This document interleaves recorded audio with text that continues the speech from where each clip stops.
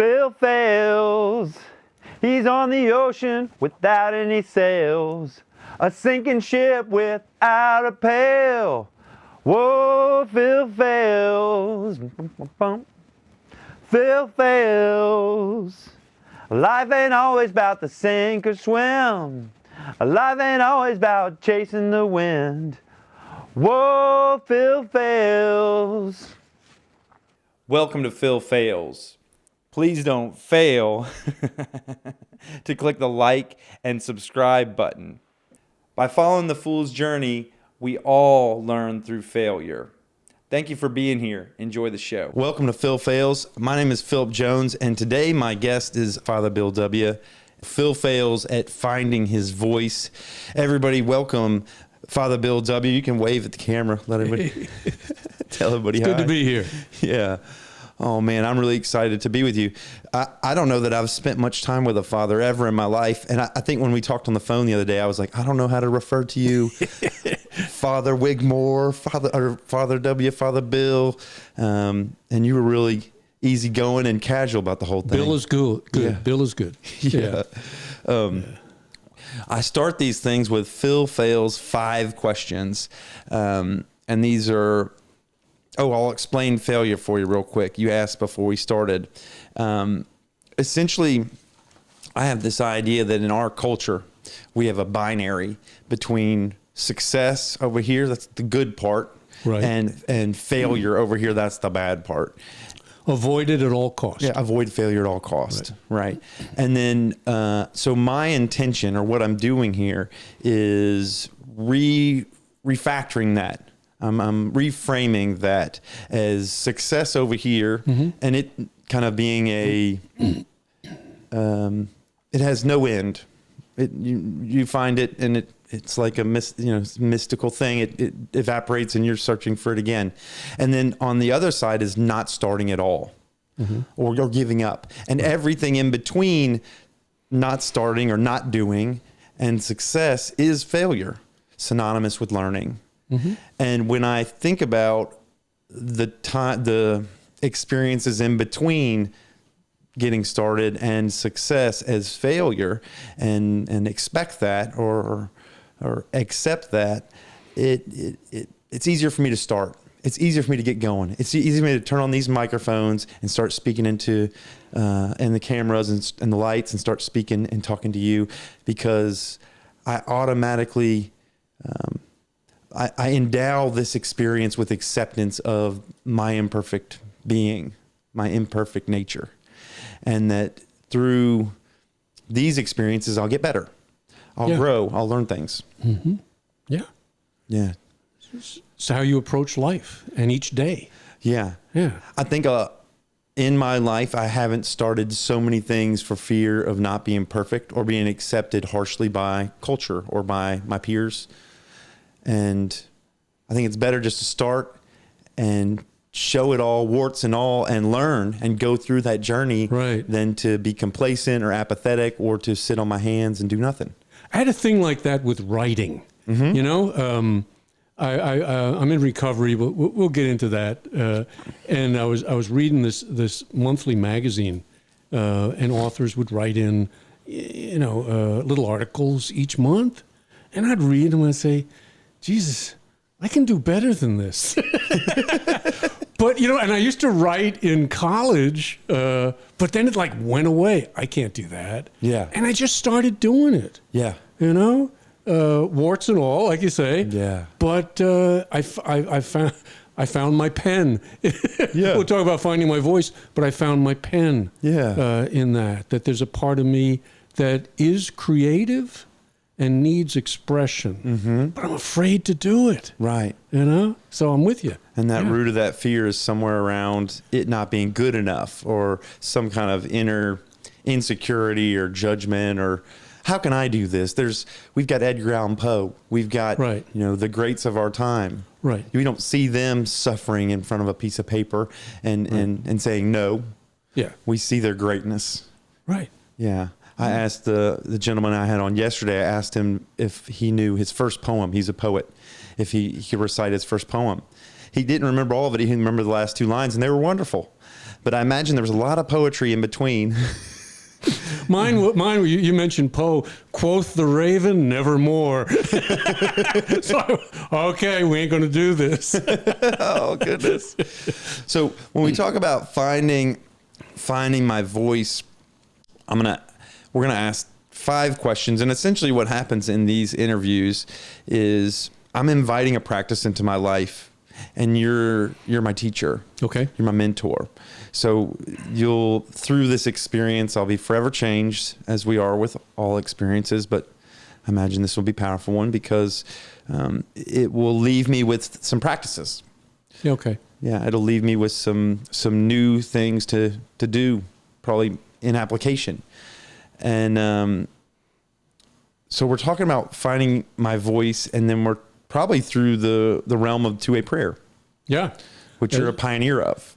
Oh, I wouldn't say I'm a pioneer. I'm maybe a discoverer and a promoter of it. I didn't originate it. Okay. It goes way back. Okay, but you just, awesome. So how would I or someone fail, parentheses, learn, have folly, with finding my voice? Well, let me share a little bit of my story. Heck yeah. Well, we're going to get to that after this. Oh, okay. Yeah, this has two sections. Okay. The first is the questions, and it's going to be about, when it's on the TV show, it's probably going to be about 10 minutes, maybe 30 minutes when it gets in the short format. But then after this, we're going to delve deeply into your story. Okay. Like the whole second part is probably an hour to an hour and a half of just learning about you, your whole story from birth until where you are now. So we're going to have plenty of time to get into that. I get nervous when someone says, let me tell you my story during the question part. Okay. Because I think, it's going to be hard to edit. And they might say things that we would be revealed during the second part. Okay, gotcha. But if you think about the pitfalls or the follies of finding my voice, what would some of them be? That I can't trust what I'm hearing, or I can't trust what I'm feeling. This is really just thinking. I'm still stuck in the same circle I've been going around for years. It's not a breakthrough. I don't treat it with respect. I just go over it and over it, stuck. Yeah. You talked earlier about being stuck. Most of us are, until we get in touch with something within ourselves that shocks us and then guides us. Yeah. I'm going to move this mic down. I want people to see your beautiful face. And you were right earlier when you said that about getting in the way. Okay. I just want it to be a little bit below you. Yeah. I want them to see your whole face. It shines. You're a beautiful man. You're a beautiful man. So I'll just reflect back what I heard there. Mm-hmm.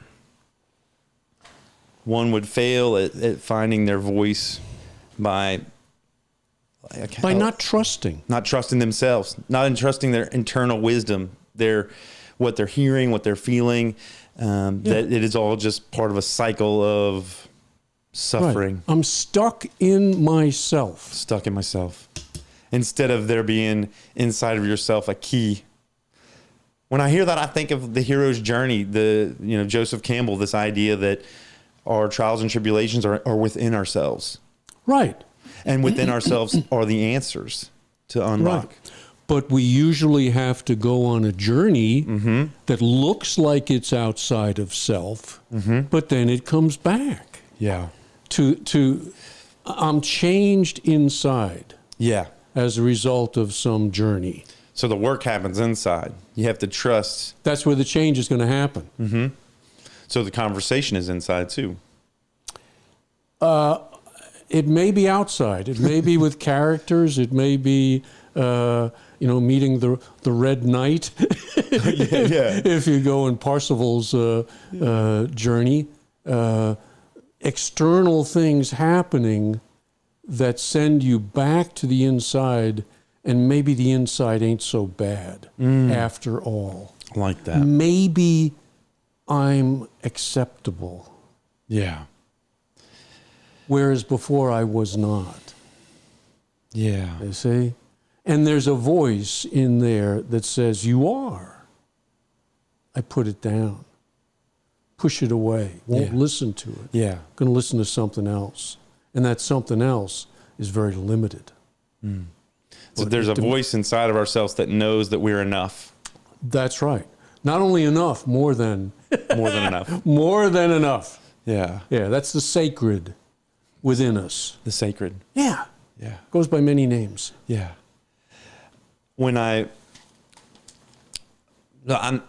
I think I might have read that this can be identified as a meditation. It's contemplative. Yes. And when I've sat down and meditated or had contemplative practices, I notice thoughts come and go, and I wonder how do I separate the wheat from the, what do they call it, the chaff? The chaff, yeah. How do I separate the wheat from the chaff? Some of it is this like play of ego, or what in Eastern ideology or philosophies they call the monkey mind. Right. How do I separate that from intuition or inspiration or some kind of divine wisdom? Yeah, and in this process, the instructions are, don't work so hard at doing that. I got you. Say more about that while I fix you. Well, it involves writing. And so when you are doing the writing, you're hearing something, okay? Something's coming through. The instructions are write. Don't interpret, don't edit, write. You can do that part later. You follow me? Yes. Because if you're editing as you go, well, I'm not going to think this. I'm going to get rid of that. No, this is just free flow. Allow it to come. Stream of consciousness. Stream of consciousness, exactly. So you and it's separate- really stream of unconsciousness. It's allowing the unconscious to surface. Yeah. It reminds me of the morning pages. I believe the morning pages were based on the practice we're going to talk about. Really? Yeah. Oh, I'm excited now. Yeah. I've not seen that. I've not studied it. The Artist's Way. That's correct. Julia Cameron. I think if you trace those roots back, I haven't talked to Julia, I think it goes back to what we're going to talk about, two-way prayer. Oh, I'm excited. I've done the morning pages, and it sounds like what you're describing. It was, you get up and first thing in the morning, you Do a whatever. dump. You do a dump. You do it. Oh my God. You do. Yeah, it's a brain dump. It's whatever. Yeah, it's stream of consciousness writing. You don't question, you don't judge, you just get it out on the page. Yeah. This is a little different Yeah. because I'm going to approach it differently. I'm going to set it up differently. Okay. It's not exactly the same. Okay. Question number 2 is what would success look like in finding one's voice? Look at your life. Is it transformed? Are you helping people? Are you more peaceful? Are you learning how to love? Is love coming through you and into you? Have you made progress at removing the barriers to love? Yeah. To me, that's the success. So it's this transformation that clears the way for more love, more connection. Yes. Yes. Meaning and purpose. Meaning and I purpose. find my meaning and purpose in my life. What am I here to do? Yeah. It's a shift from demanding to following, to finding your guidance. And your guidance wants you to grow, Yeah. wants you to change, wants you to make progress. Yeah. You know, and fear gets in the way of that, and egotism gets in the way of that. Yeah. And so much of it is removing the blocks. No. So, yeah, that's the journey. That makes a lot of sense. Goodness, I'm just realizing I forgot my phone. Phil is failing a bunch this morning. I'm grabbing my phone real quick, just so I can keep track of time. Okay. Goodness, because in these things, I can talk to folks for hours and hours a day without keeping something on track. This will be fine. Warts and all this morning, y'all. I apologize. So yeah, the proof is in the pudding is the answer to number 2. It sounds like, and that pudding is good. Mm-hmm. It's you will know. You will know. It's your meaning and your purpose. Revealing your meaning and purpose will be revealed, and you'll be able to walk that path of constant iteration towards growth, constant iteration towards more acceptance of self and the world around you. Each one of us is unique. Yeah. What is your uniqueness here to do and to express itself? Yeah. Question 3, can you give we'll get deeper into the two-way prayer, I think, as we continue in the second half, but can you give a synopsis of the two-way prayer in a way that folks could access it quickly? Yeah. That it's a process, a practice is better, of morning meditation and prayer, wherein you bring a question, a problem, a need, all right, something that's troubling you, mm-hmm. And you write it very succinctly, mm-hmm. 1 or 2 sentences, directed toward this voice mm-hmm. that we will get into. The inner voice. The inner voice, capital I, capital V, mm-hmm. all right? Spirit. Here's my problem. And then you listen. And you listen and you write. You write then the thoughts that come. You might do that for 5-7 minutes. It's not I'm going to sit there for an hour and a half. All right? But I am going to listen. I'm going to write these thoughts down and try not to edit them, as we said earlier. Mm-hmm. Just let it come. Let it come. Let it come. And then I'm going to, you will know it's time to stop. It kind of dries up. It said what it had to say. Yeah. All right? This was the technique. Then they would go back, of course, and look at it. And they had standards by which they would measure it. If it didn't meet up to these standards, it could not be from the inner voice. Was it honest? Was it pure? Was it unselfish? And was it loving? If it did not measure up to each of those 4 standards, throw it out. It cannot be from the inner voice. It's from the ego. Mm. So they gave you a means to look at what it was. Now, I'm not an expert, but I've done a little studying on dream interpretation, okay, and doing that process. And what those authors tell me is when I'm looking at a dream and I'm trying to analyze it, let's say this little part of the dream could be one of 3 or 4 or 5 things, and they recommend writing that down. Could be this, could be that, could be the other thing. But I look at them and one of them is going to shine. Yeah. It's going to have a light around it. No, this is what it is. This is what it is. And when I first started doing this, and I started doing this about 31 years ago, wow. Right? Yeah. Right? 20 years sober at the time when I stumbled onto it. And nobody ever taught me about this. So I started doing it. And I had that experience. Where did this thought come from?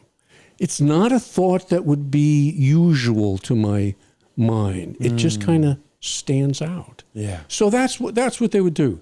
And so what you're doing, I think, in that process is creating a linkage between the ego mind, which has its place and function, mm-hmm.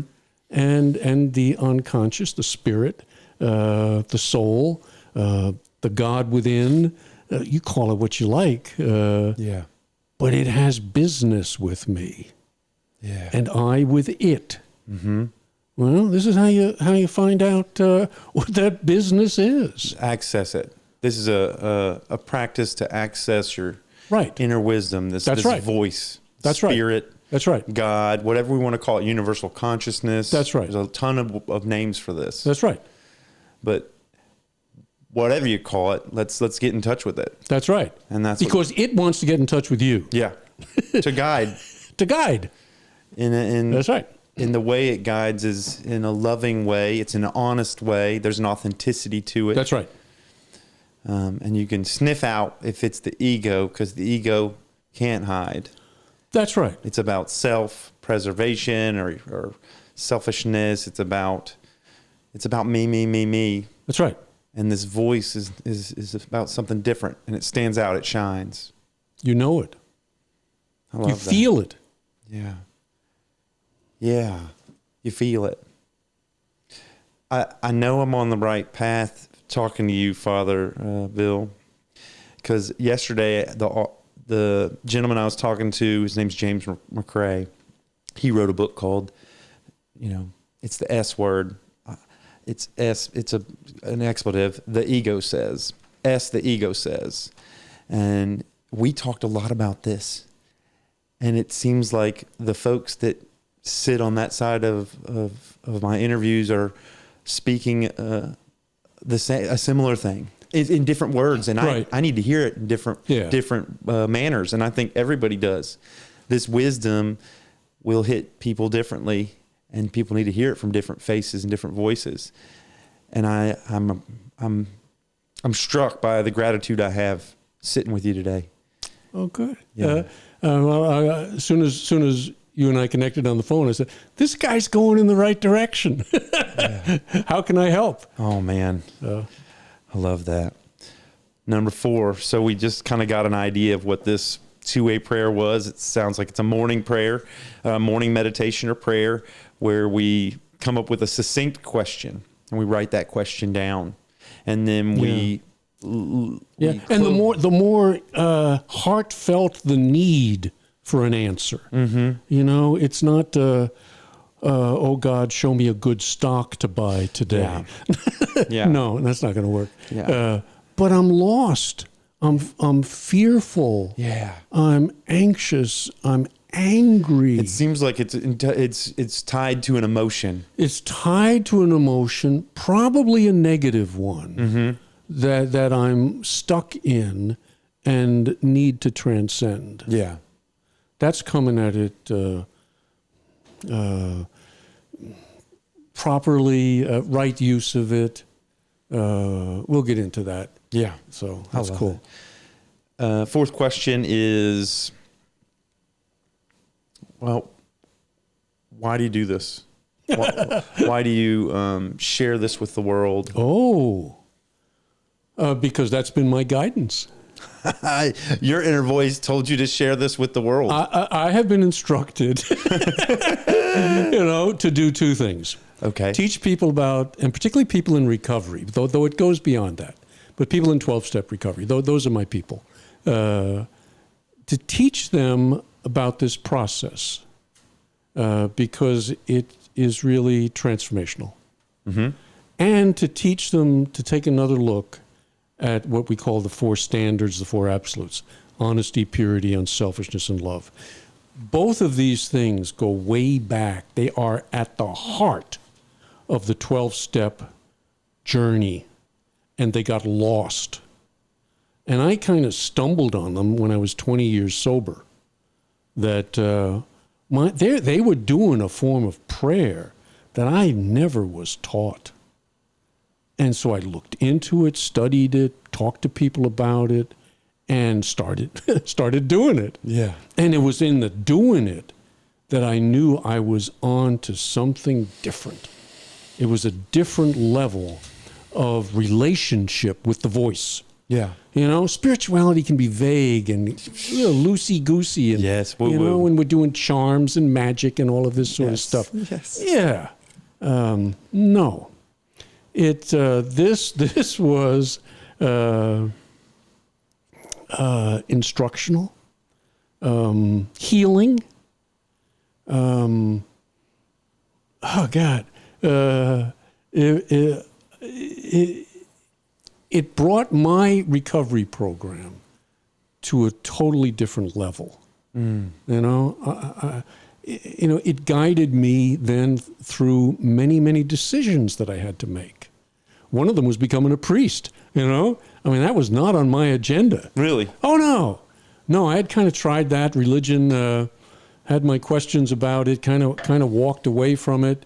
Did the loosey-goosey spirituality stuff. I was cool with that. Religion, not so much. And I had to then go back and sort out. Is there something that religion has to offer? And different religions, too. You know, it's not just one. And it's usually the mystics. It's usually the people who are on the edge of the religious traditions of all of the different faiths, you know, who are onto something, you know. But then the vast majority were into rules, regulations, dogma, and that just wasn't working for me. Yeah, you know. You follow belief. The difference between belief and faith, you know, totally different. You know, belief and faith. Yeah. Yeah. Belief is this dogma, and faith is this guidance. Guidance. The trust in self. A better word for faith. Every time you see the word faith, trust. Trust. So, your inner voice told you to walk this path, and I remember the first thing you said was teaching. It told you to teach. What was the second one? No, well, it was to teach about two-way prayer, and to have people in recovery take another look at the four. They call them the four absolutes. Oh, the four absolutes. Those four things. Four absolutes. That was honesty, purity, unselfishness, and love. The four absolutes. Yeah. People get real scared when they hear purity. They do. It's been my experience. Yeah. Are we talking about sex here? Well, yes, we are. Yeah. But we're talking about a heck of a lot more than that, too. Yeah. Talking about purity of mind, purity of body, purity of the spirit, purity of the heart. Yeah. Is there contamination? Well, that's what really helps with, you know, kind of getting your question, because you're going to find contamination. Yeah. I never sit down in the morning, I ain't contaminated with something. When you say contamination, it's something getting in the way. Some resistance to that clarity of that voice. No. Or something. Divergence from that voice. That's something that had you turning away from seeking the voice. Didn't want to hear the voice. Yeah. I want to hold on to this. This is mine. Yeah. This is me. And that's egotism asserting itself. Yeah. You know? Wanting to ego wanting wants to be God in some way, shape, or form. Instead of seeking God. And being inspired or guided. What was Dylan? You got to serve somebody. You know? Who's it going to be? Bob Dylan. Yeah.